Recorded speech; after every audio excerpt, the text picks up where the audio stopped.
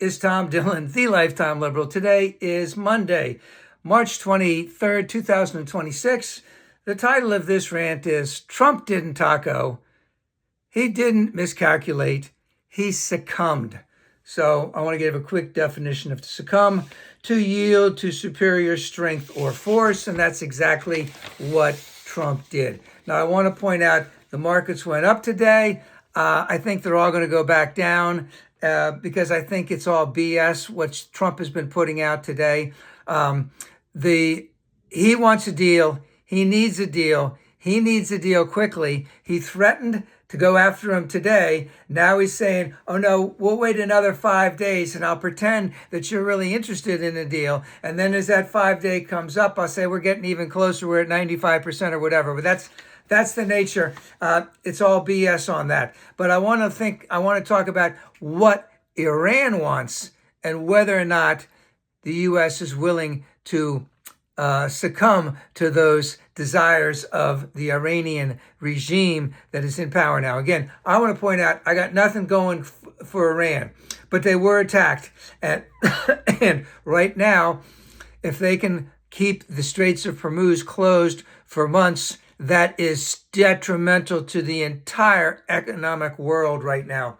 So Trump has to come up with something. So first thing I want to say is, I wonder if anyone in his administration did any stock manipulations today on any stocks or on any gas futures or anything like that, because somebody would have made a lot of money. And Trump came out and he did it on the news at 7:23 this morning. And I wonder how many people might have invested in some type of future at 7 a.m. So, well, can't do anything about that, but don't think it isn't past them to have done that, to have manipulated the market so that they could have made some, let's just say, easy money. So we know the Straits of Hormuz is the sticking point on this, and right now, Iran has the upper hand. I do want to point out Iran was attacked.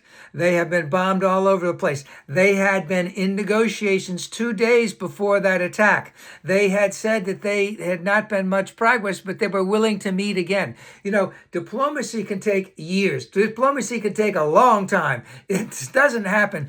You know, it's not like, like my son used to say to me, hey, listen, you owe $500 for rent. And he goes, well, I got $200 cash. Let's just call it even. No, that's not how it works in the real world, in diplomacy. So let's just look at what Iran wants.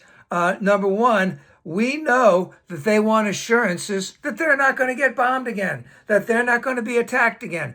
And let me ask you, will Trump and that administration say, oh, sure, we'll never attack you again if we do this? And, what type of assurances are there? Will there be other types of troops in Iran to make sure that doesn't happen?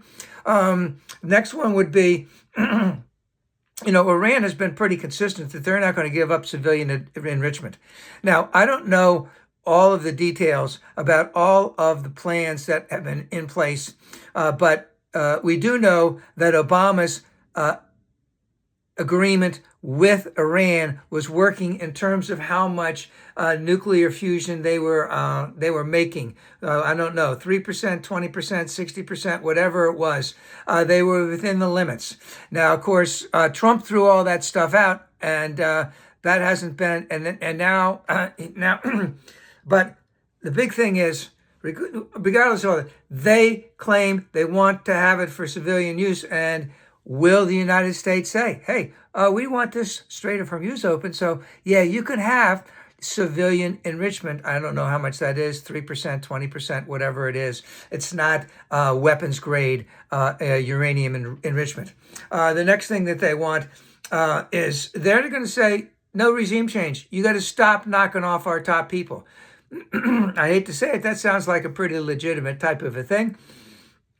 But again, will Trump and his minions agree to that? Will they agree? Oh yeah, we won't find a way when one of your people is in another country and then bomb, have a little a drone attack them and then bomb them and kill them. So that's a big thing. Will the United States assure them that the regime can stay in power and will not attack them indiscriminately? Now, right now, there's plenty of sanctions on Iran. Not nearly as much as Russia, but on Iran. So, hey, are we going to let go of all those sanctions so that the oil can flow freely? Well, how long will it take before the gas prices start going back up again? Because the 5 days that it didn't go through, no helium, no fertilizer, no oil, no liquid gas, 20% of the oil that flows through there, that's 100 million barrels a day. That adds up pretty quickly. So, and will he taco again after this week, saying he's really close, even though they haven't really talked at all?